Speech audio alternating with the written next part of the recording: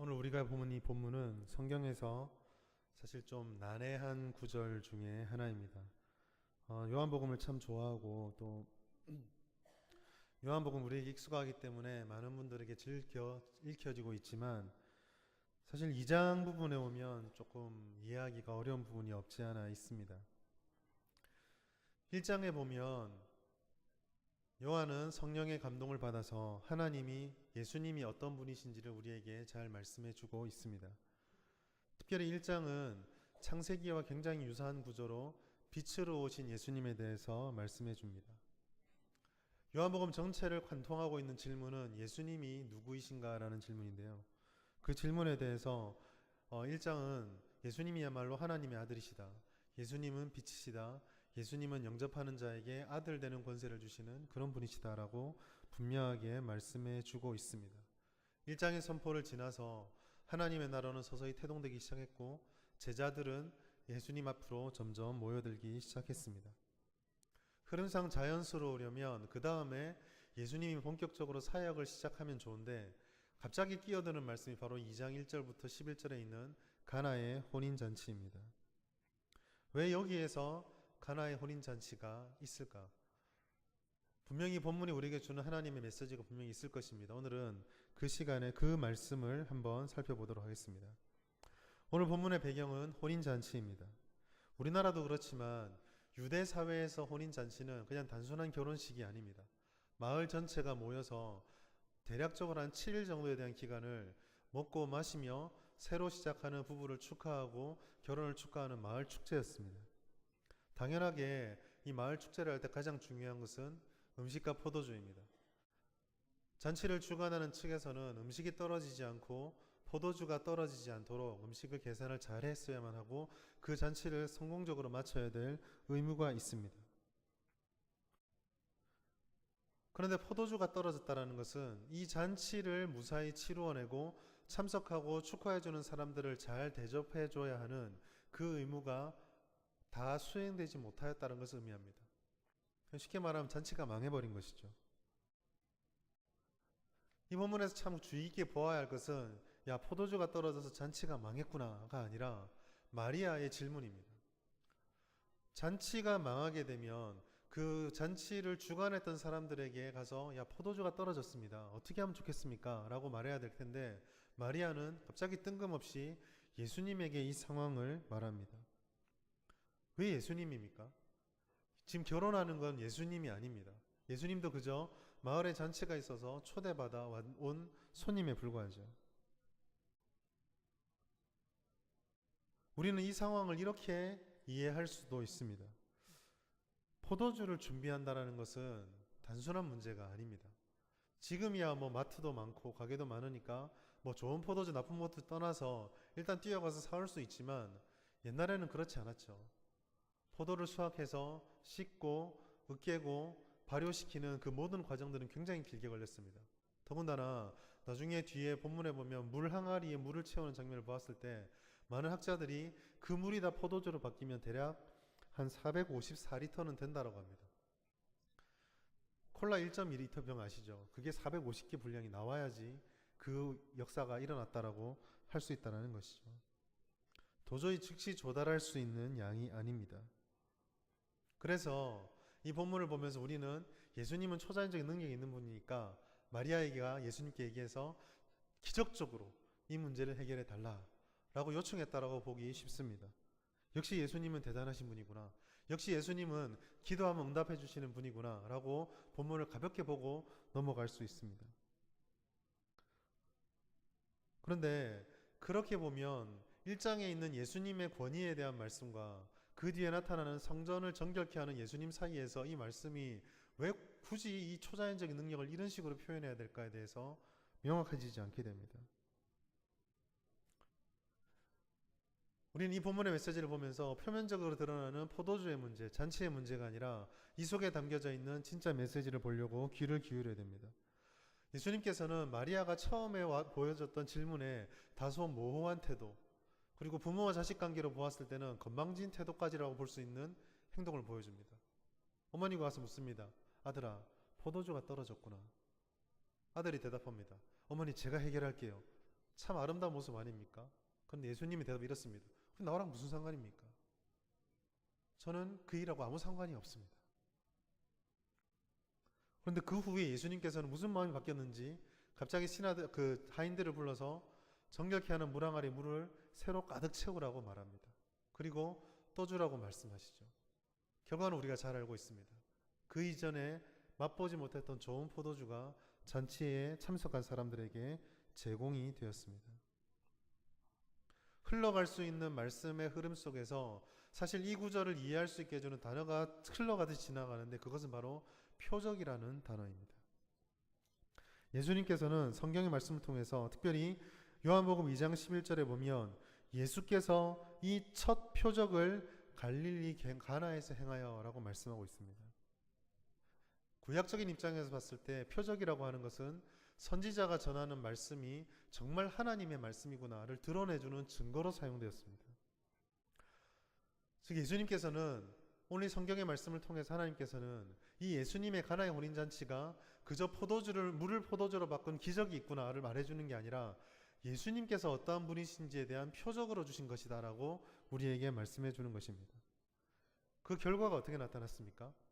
사람들이 좋은 포도주를 먹고 기쁨에 즐거워하며 잔치가 행복하게 끝났더라가 아니라 2장 11절 말씀에 보면 이 가나의 혼인잔치를 통해서 하나님의 영광이 높이 드러나고 제자들에게 믿음이 생겼더라 라고 말씀하고 있습니다. 오늘 우리는 이러한 결론을 통해서 예수님은 초자연적인 능력이 있는 분이다가 아니라 다른 결론 두 가지를 끌어낼 수 있습니다. 첫 번째로 예수 그리스도가 오시기 전에 모든 것들은 아무리 좋은 것이라 할지라도 불완전하다라는 것입니다. 가나의 혼인잔치를 이어주는 매개물은 포도주입니다. 성경에 보면 이 포도주는 하나님의 풍성하신 은혜를 상징하는 단어로 많이 사용됐습니다.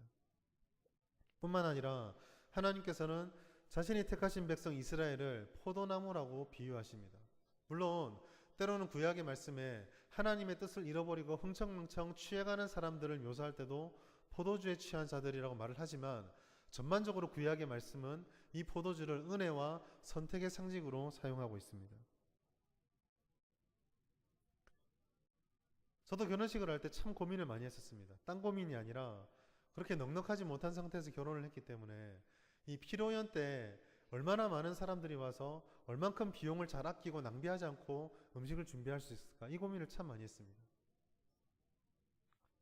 많이 남기면 될까? 근데 그게 너무 아까운 거예요. 그럼 적게 준비할까? 그럼 나중에 적게 준비하고 나서 그 잔치 때 음식이 떨어져서 좀 이렇게 안 좋은 기분으로 돌아가는 손님들이 또 이렇게 마음이 쓰이더라고요. 아마 이 결혼식을 준비하는 결혼을 준비하는 입장에서도 준비하는 측에서도 상당히 많은 고민을 하고 아마 넉넉하게 포도주와 음식을 준비했을 것입니다. 이 정도면 되었다. 떨어질 리가 없다. 라고 했을 것입니다. 그런데 그들의 그러한 예측은 여지없이 깨어져 버리고 포도주가 떨어져 버렸습니다. 아무런 대책도 없었고 아무런 대응도 할 수 없게 된 상황이 된 것이죠. 그런데 이러한 사람들의 상황은 요한복음 1장에서 강조해서 말씀하셨던 깨닫지 못하는 어둠에 빠진 자들과 똑같습니다. 빛이 왔으나 모든 것을 밝혀주고 마치 어두운 방에 불을 탁 켜면 여기에 가면 발이 안 부딪히고 저리로 가면 무엇이 있고를 깨닫게 되는 것처럼 환하게 모든 걸 드러내 주었건만 어둠에 빠져 있는 사람들은 무엇이 옳은지 어떻게 준비해야 되는지 무엇을 추구해야 되는지를 알지 못했습니다. 진리의 길이 선포되었지만 진리를 외면하고 자신들이 지금 원하는 것들을 계속 붙잡았습니다. 즐겁고 행복한 것들을 쫓아서 쾌락을 추구하며 살아갑니다. 한 치 앞도 알 수 없는 사람의 한계를 외면합니다. 마치 나는 영혼을 알고 내 앞날을 예측할 수 있는 것처럼 그렇게 살아갑니다. 듣고 싶은 것만 듣습니다. 보고 싶은 것만 봅니다. 하고 싶은 것만 하라는 세상의 목소리에 쉽게 유혹받고 흔들립니다. 왜 이 사람들이 어둠에 여전히 매여서 살아갈까요? 그것은 지금 자신들이 마시고 있는 포도주가 진짜라고, 지금 자신들이 마시고 있는 이 포도주가 끊어지지 않을 만큼 충분히 준비되었다라고 확신하고 있기 때문입니다. 이 잔치가 결코 위협받지 않는다고 확신하고 있기 때문입니다. 예수님이 오시기 전에 이스라엘이 이와 똑같았습니다. 자신들은 하나님의 백성이라고 생각했습니다. 하나님의 택함받은 선민이라고 철떡같이 믿었습니다. 그래서 어려운 일이 생길 수도 있을지 모르겠지만, 물론 구약에서는 그런 일도 자기들에게 생기지 않는다고 믿었지만, 비록 지금 로마의 지배를 받고 있더라도 반드시 메시아가 와서 우리를 정치적으로 회복시켜 줄 거다. 저 로마를 물리쳐 줄 것이고 다시 우리를 하나님 백성처럼 선민으로 높이 높여줄 거라고 철떡같이 믿고 있었습니다. 우리가 고칠 것은 아무것도 없고 그저 하나님 할 일만 남았다라고 믿고 있었습니다. 이들은 예수 그리스도의 오심도 깨닫지 못하고 자신들이 영적으로 얼마나 위기에 빠져 있고 얼마나 하나님으로부터 벗어나 있는지도 깨닫지 못할 정도로 어둠에 빠져 있었습니다. 요한복음 2장 1절부터 10절까지 말씀 그대로 표현하자면 자신들이 먹고 마시는 포도주가 참이라고 생각하고 있었습니다. 이러한 것이 예수님이 오셔서 진짜 포도주를 만들어주심을 통해서 다 드러나게 된 것이죠. 우리가 먹고 있는 포도주가 가짜였구나. 내가 진짜라고 믿고 있는 게 진짜가 아니었구나. 내가 옳다고 생각했건만 나는 어둠이었구나. 그것을 발견하게 된 것입니다.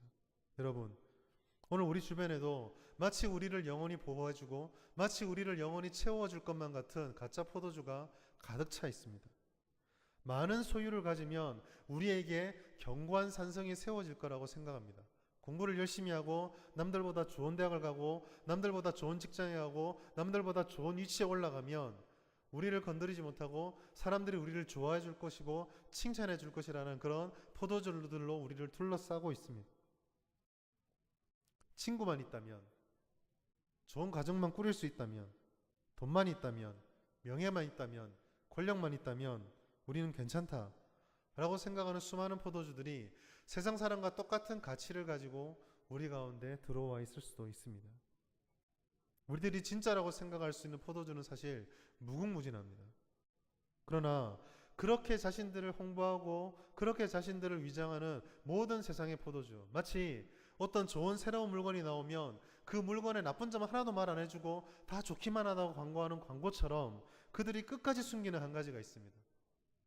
그것은 바로 그것이 진짜가 아니고 영원하지 않다라는 것이죠. 지금 새롭게 출시되는 자동차가 10년 뒤에는 이 차도 중고가 됩니다라고 절대 광고하지 않습니다. 지금 새롭게 올라진 아파트가 이 집도 30년 뒤면 낡아집니다라고 죽어도 광고하지 않습니다. 그것과 똑같다라는 것이죠. 성도 여러분, 우리는 우리가 살아가는 세상을 똑바로 바라볼 수 있어야 합니다. 예수님께서 오셔서 우리들에게 구원의 길을 허락하셨습니다. 그러나 그 구원의 약속과 다르게 세상은 여전히 기세등등하게 자신들의 잔치가 끝나지 않을 것처럼 흥청망청 우리들 주변에서 번성하고 있습니다. 그러나 성경은 우리들에게 분명히 말씀합니다. 그 잔치는 마치 포도주가 끊어지는 것처럼 순식간에 끊어져 버리고 만다라고요. 어떤 예측을 하든지 어떤 준비를 하든지 그 잔치는 결국 끊어져 버릴 잔치입니다. 포도주가 없어지기 때문에 미처 대응도 하지 못하고 다른 대응도 할 수 없이 무너져 버리고 끊어져 버릴 것입니다. 결국 그들은 주님 만나는 그날에 예수 그리스도가 아니고서는 해결할 수 없었던 그 문제를 깨닫게 될 것입니다. 우리 성도들은, 우리 교회는 그와 똑같은 속임수에 넘어가서는 안 됩니다. 우리는 영원한 것을 알고 있기 때문이죠. 오늘 우리를 둘러싸고 있는 그 한시적이고 영원하지 않는 것들에 혹시 우리의 마음이 빼앗기지 않는지, 빼앗기고 있지 않은지 돌아볼 수 있는 귀한 은혜가 있기를 소망합니다. 두 번째로, 그렇다면 이와 반대되게 진짜 포도주는 바로 예수님이시다. 예수님이 바로 가장 좋은 진짜이다라고 성경은 우리에게 말씀해 주고 있습니다. 예수님께서는 정결하게 하는 물 항아리를 주목하셨습니다. 그리고 그 물 항아리에 물을 가득 채워서 사람들에게 떠다 주라고 하셨습니다. 우리가 잘 알다시피 그 물은 그 사람들이 지금까지 맛보지 못한 가장 좋은 포도주로 변해서 사람들을 흡족해 하였습니다. 이것이 의미하는 바가 뭘까요? 예수님이 행하신 표적으로 인해서 가장 눈에 띄게 드러난 것은 사람들이 잔치가 파괴될 불안감이 회복되어지고 즐거워하게 되었다라는 것입니다. 사람들이 지금까지 먹고 마셨던 포도주가 그들이 포도주가 떨어지기 전에 마셨던 포도주가 나쁜 것이다라고 나쁜 것이었다라고 성경은 말하지 않습니다. 다만 지금 마지막에 나온 이 포도주가 그 이전 것보다 더 좋은 것이다라고 사람들이 말하고 있을 뿐입니다. 본문에 드러난 문제는 포도주가 좋냐 나쁘냐 이전보다 결핍에 대한 문제죠. 그런데 그 결핍의 문제가 해결되면서 좋은 포도주가 무엇인지 사람들이 새롭게 눈을 뜨게 된 것입니다. 좋은 포도주를 맛보니까 비로소 사람들이 진짜 포도주가 이것이구나 라고 깨닫게 된 것입니다.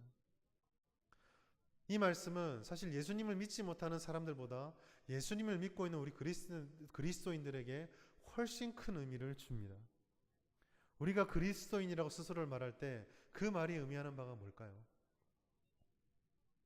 그리스도인이라는 말을 한마디로 말해서 세상의 가짜 포도주가 아니라 예수 그리스도께서 주신 진짜 포도주를 맛본 사람들, 즉 복음이 생명이 무엇인지를 아는 사람들입니다. 예수님께서는 그 생명을 알고 있는 그리스도인들에게 영원히 목마르지 않는 영생하는 물, 영원한 포도주를 약속해 주셨습니다. 이 샘물은 결코 마르지 않습니다.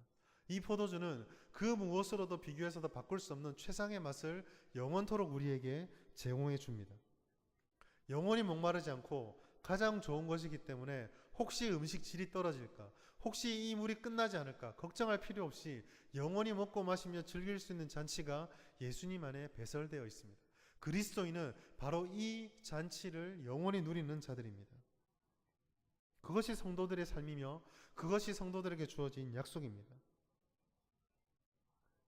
이러한 경험의 정점은 단순한 결핍의 부족이 아닙니다. 아까 제가 정결하게 하는 항아리를 주목해서 말씀을 드렸죠. 요한복음 1장 29절의 말씀에 보면은 세례 요한의 중요한 고백이 등장합니다.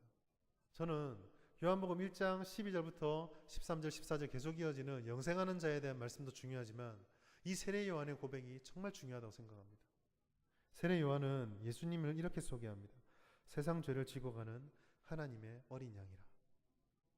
죄가 등장하고 그 죄를 짊어지는 어린 양을 세례 요한이 주목해 봅니다. 죄를 영접하고 짊어지는 자, 그리고 오늘 말씀에 있는 정결하게 하는 물항아리. 연결되지 않으십니까? 우리는 포도주를 생각하고 즐거운 맛과 향유하는 쾌락을 생각하지만 이 말씀, 예수님의 신적 권위의 말씀, 진짜의 말씀은 하나를 향하고 있습니다. 그것은 바로 죄를 사하셔서 결핍과 영원한 절망에 빠져있는 사람들에게 제공해 주시는 영원한 생명의 완성체이신 예수님, 생명을 제공해 주시는 그 예수님을, 그 진짜 예수님을 붙잡고 있느냐를 우리에게 말씀해 주고 있는 것입니다. 하나님과의 관계는 죄로 인해서 철저하게 파괴되었습니다. 죄를 가지고 있는 사람은 하나님과의 관계에서 떨어져서 절망 가운데 있을 수밖에 없습니다. 반복되는 제사와 물항아리의 물로 하루에 10번을 씻든 100번을 씻든 그것은 해결되지 않습니다. 그러나 예수님께서 그 물에 역사하셔서 포도주로 바꾸어주는 순간 요한복음 1장에 있는 그 영원한 생명이 임하는 것처럼, 그리고 요한복음 2장 13절부터 22절에 있는 한시적인 성전이 영원히 드려지는 단번의 제사로 바뀌는 것과 같이 생명으로 돌변하게 되는 것입니다. 그 생명은 변화되지 않고 상실되지 않고 박탈되지 않는 영원한 약속이 되는 것이죠. 바로 우리는 그리스도인입니다라고 고백할 때 우리 가운데 가지고 있는 진짜 예수님, 가장 좋은 예수님의 약속이 확정되어지는 것입니다. 예수님께서는 그의 죽으심을 통해서 이 땅에 있는 성전을 허무시며 그의 몸으로 이루시는 완벽한 성전을 우리에게 제공하셨습니다. 예수님께서는 그의 죽으심을 통해서 피를 흘리심으로 생명의 포도주를 우리 안에 쏟아부어 주셨습니다. 우리가 그리스도인이 된다고 할 때에 우리 가운데 있는 그 생명은 마치 이와 같이 영원한 진짜 포도주로 충만한 것이 되는 것입니다. 이 본문이 그래서 우리에게 주는 이미지가 메시지가 명확해지는 것입니다. 사랑하는 성도 여러분, 세상은 우리들에게 즐거움을 제공해 줍니다. 우리에게 만족감을 줍니다. 직장을 구하지 못하는 청년이 100번, 200번 이력서를 넣다가 그 이력서가 통과돼서 첫 월급이 통장에 찍히는 날 그 만족감을 무엇으로 표현할 수 있을까요? 그러나 그 청년이 1년이 지나고 10년이 지나서 매달 들어오는 그 월급이 계속 통장에 찍힐 때마다 첫 달에 그 기쁨을 그대로 유지하고 있을까요? 성경이 우리에게 지금 말해주는 것은 세상에 어떤 기쁨을 주든 어떠한 만족을 주든 진짜 포도주인 예수님 앞에서는 결국은 다 한시적인 것에 끝나버린다는 것이죠. 우리들은 이 진짜인 포도주인 예수님을 끊임없이 우리의 눈으로, 우리의 영혼으로 주목해야 됩니다. 우리에게 영원한 만족을 제공해 주시는 것은 모두 하나님에게 있습니다. 그 포도주를 맛볼 때에만이 우리는 이 땅을 살아가는 그리스도의 삶이 어디서 만족을 누릴까를 비로소 깨닫게 되는 것입니다. 어떠한 종교적인 열심을 쌓아가든 어떠한 정경을 방식을 우리가 추구하든 어떠한 신앙의 형태들을 우리가 구축해놨던 그 모든 것들은 진짜 포도주 되신 예수님 앞에서 한낱 물거품처럼 사라져버리게 될 것입니다. 오직 예수님을 통해서만 우리는 좋은 포도주를 맛보게 되고 그 영원한 잔치에 동참하게 될 것입니다. 바로 예수님이 본질이시고 예수님이 전부가 되는 것입니다. 말씀을 마무리하면서 우리는 이 시대의 교회와 성도들을 한번 찬찬히 돌아보았으면 합니다. 그리스도인이 되었다라는 것은 출발점에 선 것이 아닙니다. 물론 구원의 과정을 걸어가면 과정에 있어서는 출발점이 되겠죠. 그러나 약속에 있어서는 우리가 죽었던 자가 생명을 얻었다는 점에서는 전부를 이미 다 받은 것입니다. 교회의 가장 큰 비극은 우리가 받은 전부인 생명을 뒤로 밀어놓고 거기에 무엇인가가 부과되어야지만 좋은 것이고 복된 것이다라고 생각하게 되는 것입니다. 생명을 받았던, 생명을 얻었던 환자가 다른 이의 이식받은 간이 되었던 장기를 통해서 생명을 얻은 환자가 밥을 먹으면서 밥맛이 왜 이래? 라고 하는 불평을 들으며 기뻐할 사람은 아무도 없습니다. 장기를 제공해준 가족 앞에 서서 그의 손을 잡고 제공해줬으면 좋은데 좀 아프네요 라고 말을 할 때에 기뻐하는 가족이 누가 있겠습니까? 우리가 예수님으로부터 생명을 받고 가장 좋은 예수님을 받아놓고 그 예수님의 손을 붙잡고 좋은데 단 것도 없나요? 라고 말하는 것처럼 예수님의 사역을 마음 아프게 하는 것이 없습니다. 우리는 복음의 능력보다 우리 자신의 신념을 더 신뢰하지 않도록 우리 자신을 돌아보아야 합니다.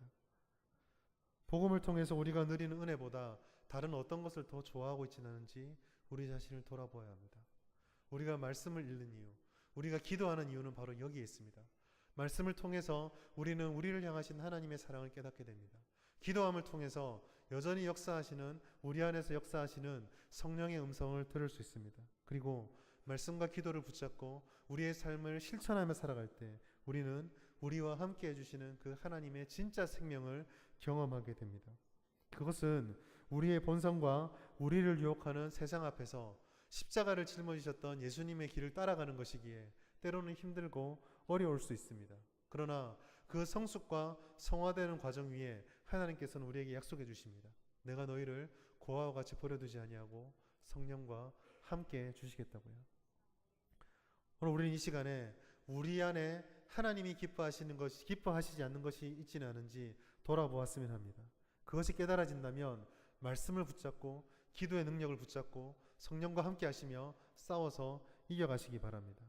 날마다 우리가 입술로 고백드리는 예수 믿으면 죄사함 받고 구원을 받는다라는 입술의 고백으로 끝나는 것이 아니라 그 고백을 하는 자의 삶이 얼마나 다른지를 보여드리시며 복음의 진수를 깨닫고 살아가는 삶을 살아갑시다. 이 복음을 단지 믿는 것으로, 단지 아는 것으로 끝나는 것이 아니라 삶으로 살아내는 우리가 되었으면 좋겠습니다. 하나님 앞에서는 그 무엇도 감출 수가 없습니다. 하나님은 우리의 연약함을 아시며 동시에 우리의 마음이 무엇에 잘 흔들리는지 잘 알고 계십니다. 그래서 하나님께 기도하면 하나님이 우리의 연약함을 도우시고 능력과 힘으로 함께 해주십니다. 우리를 유혹하고 거짓된 것에 대항해서 싸우시기 바랍니다. 기도하며 싸워갑시다. 말씀을 붙들고 싸워갑시다. 우리가 그렇게 할 때에 진짜로 가장 좋은 포도주가 우리 가운데 충만해지고 우리를 유혹하고 우리를 무너뜨리는 가짜 포도주를 우리의 삶에서 점점 밀어낼 수 있게 될 것입니다. 오늘 이러한 은혜를 통해서 하나님의 귀한 능력을 체험하고 하나님의 은혜가 풍성하게 거하는 한 주의 삶을 살아가는 우리 모두가 될 수 있기를 소망합니다. 기도하겠습니다.